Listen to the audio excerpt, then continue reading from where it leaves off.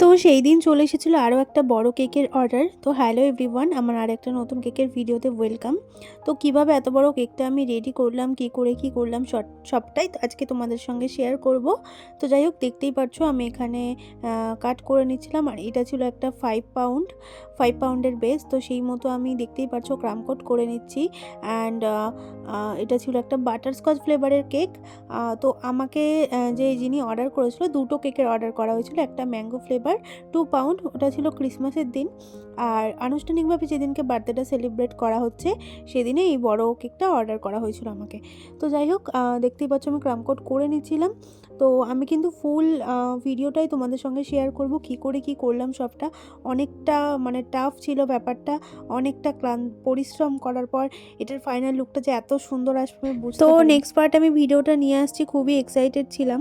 তো দেখার জন্য অবশ্যই চ্যানেলটাকে সাবস্ক্রাইব করে দাও। দেখা হচ্ছে নেক্সট পার্ট।